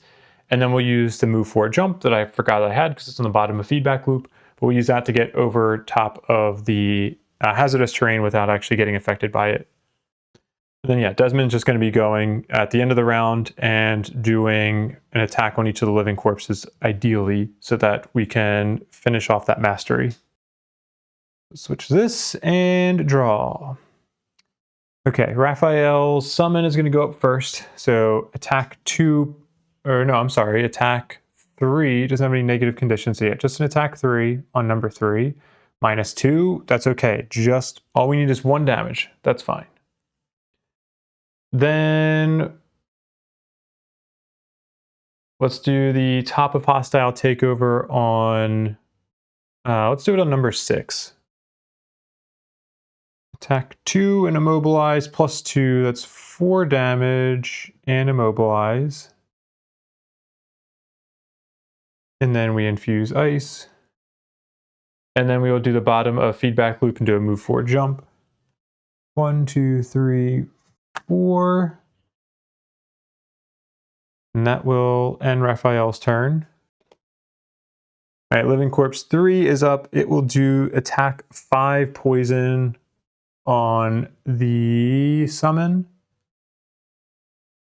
4 and poison. Summon is definitely dead. Okay, summon is taken out. Then the other living corpse cannot move. Stays there, does not attack Desmond. Nobody's within range once, and nobody else gets poisoned. Living corpses end their turn. Now Desmond is up. Desmond's going to do a move to get onto this loot. Give him 1 money token. Then we'll do the top of vaccine. So we're going to do an attack for, let's do this on number 6 first, and we get an experience for this. Attack 4 on number 6, -1, 3 damage. And then an attack 4 on number 3, +1, 5 damage to number 3. And that will end Desmond's turn. Oh, that means we also got up to, we're now at 11 attacks on damaged enemies, and we have we will have completed that mastery, I think. So we are safe for that. Round 18, I'd really like for Desmond to be able to get this treasure chest. I was going to have Raphael do a loot too, because it's a lot of money tokens, but I do really want Desmond to get the treasure chest. I don't need more of this stuff going to Raphael. Because I think I actually remember at least what item in this that comes from this. I don't remember exactly what the item does, but I have a general idea. Oh, and this can be lost. But when Raphael goes, I'll probably use Scurry to get a little bit of attack off on Living Corpse number 6, and then have Living Corpse 3 walk into that hazardous terrain. We should be able to do a total of 5 damage to Living Corpse 3. And then with Desmond, we don't actually need to do an attack. We can just... Oh, actually, I can get Desmond another experience. Do I want to do that? Yeah, sure, why not? Maybe, we'll see. But we're just going to move closer to the treasure chest so we can snag it next round. Let's go to this screen and draw. All right, Raphael will start. We will do Scurry to go. Let's just go here. So that way next round, maybe we do still end up doing that loot 2.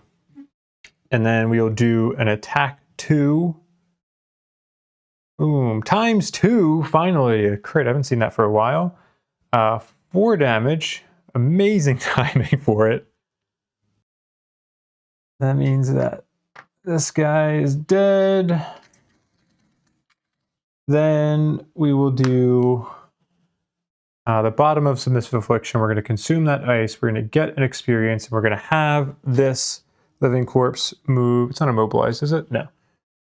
Move 1, 2 here. That's 3 damage from the hazardous terrain, and then 2 more from consuming the ice. Then that will end Raphael's turn. Then with Desmond, I'm actually going to flip these so that we can get gold and experience. We're going to do the bottom of the Hand of the Surgeon. We're going to move 1, go here. We're going to get this loot token. Then get an experience because we're going to give the Mindthief a med pack. Gold, experience. Just draw the top med pack here. Heal 4, remove 1 negative condition you have, heal 3 self. Okay, so this goes into Mindthief's hand. Then we'll do the top of Syringe and gain an experience from doing that. And I will just be immediately dismissing that from Raphael's hand, or from Raphael's active area, so that we can put that in a discard, because I need to move 3 to get that treasure chest next round.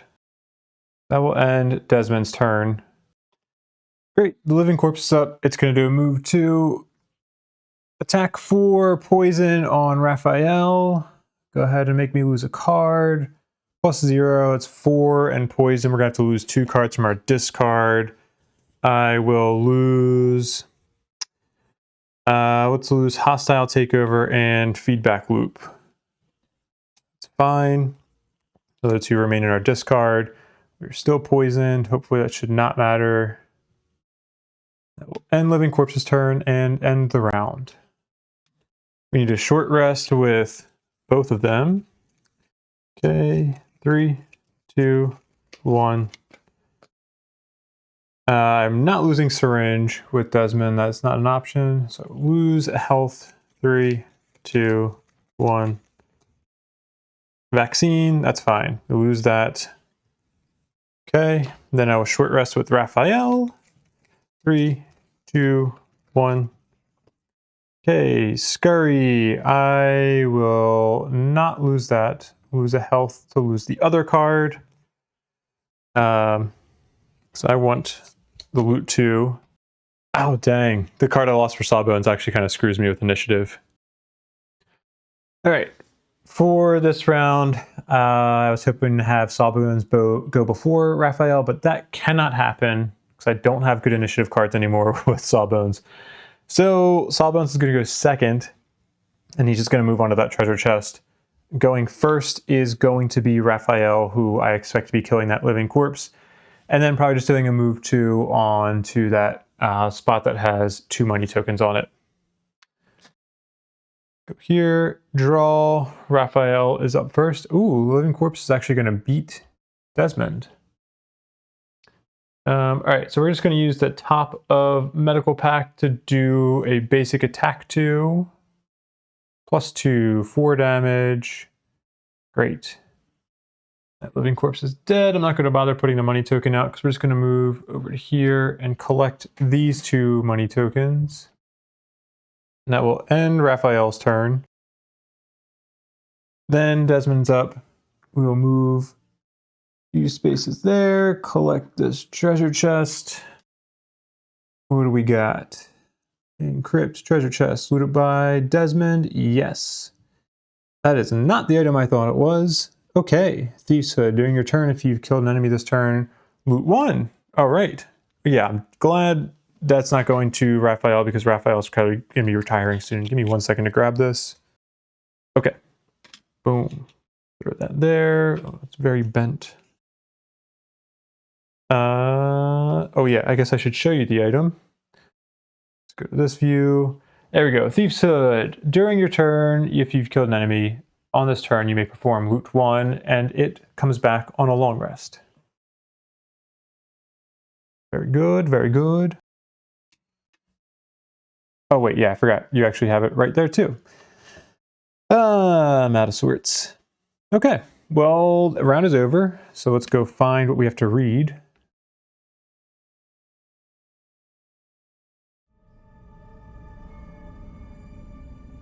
The horrible shrieks and moans of the undead still ring in your ears, but it's a different noise that makes you jump in alarm. The sound of someone clapping. A hooded figure stands at the entrance to the crypt, silhouetted against the daylight.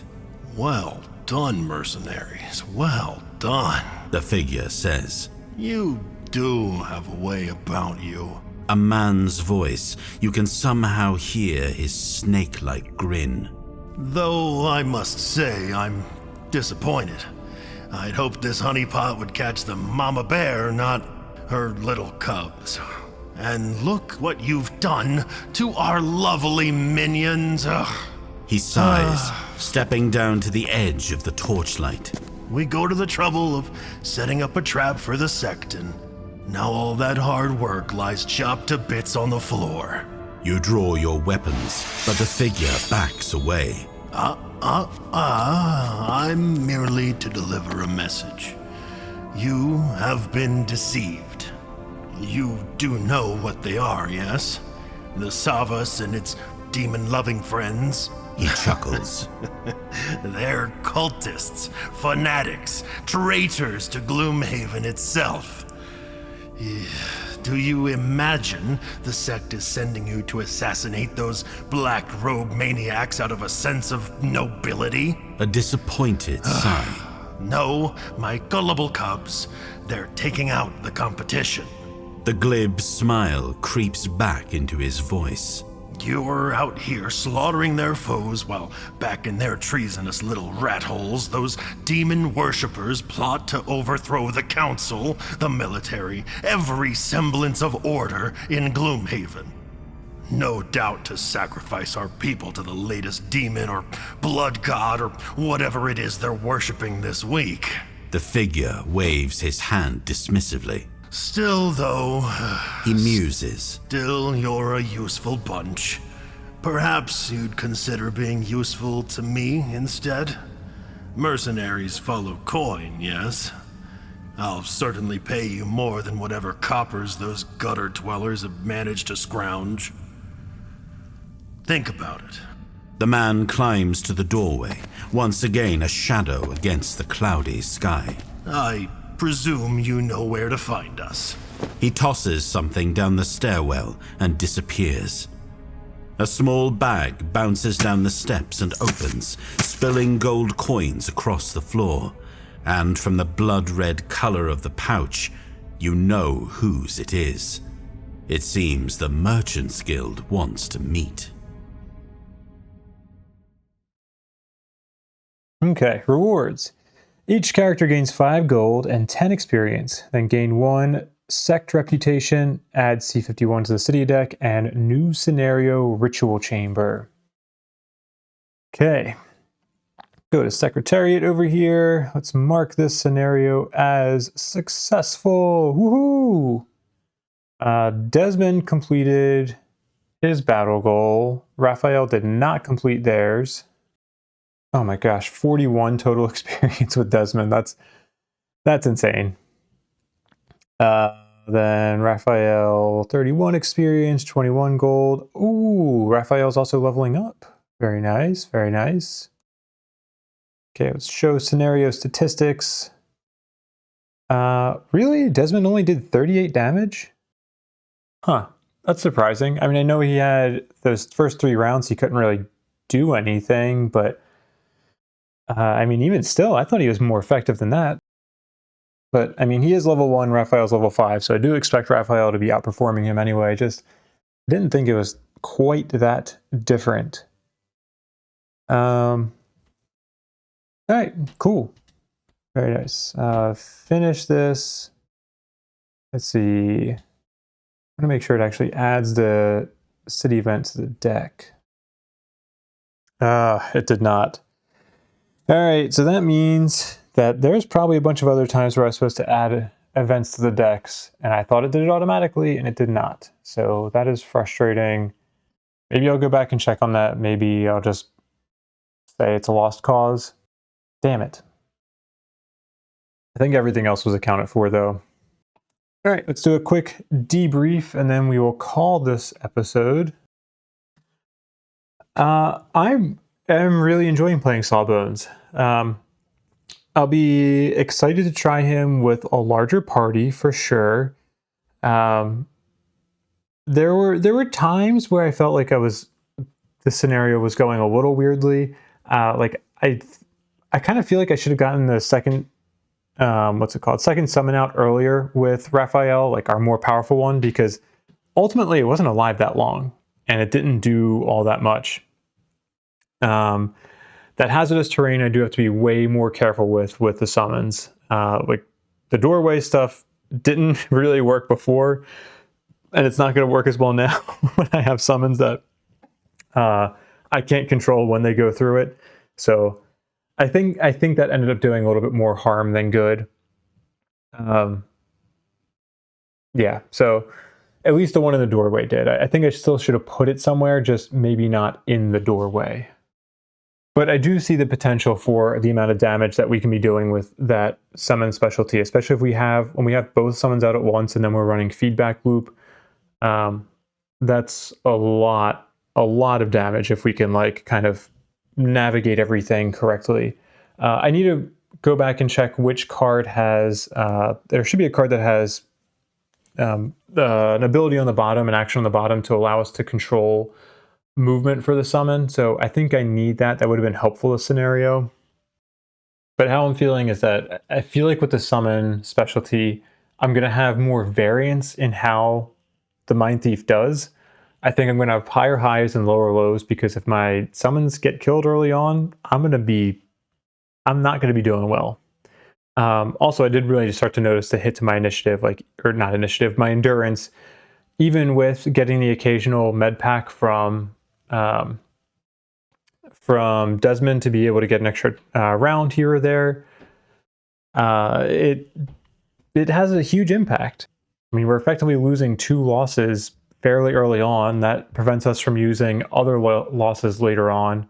And Mindthief does have a lot of like really cool losses. But anyway, I like the build. I'm happy to be trying it for the rest of the time that I'm going to be using the Mindthief, just to give something else a shot. And then, yeah, it's Sawbones, having a blast with. Excited to get a little bit more hands-on with that class.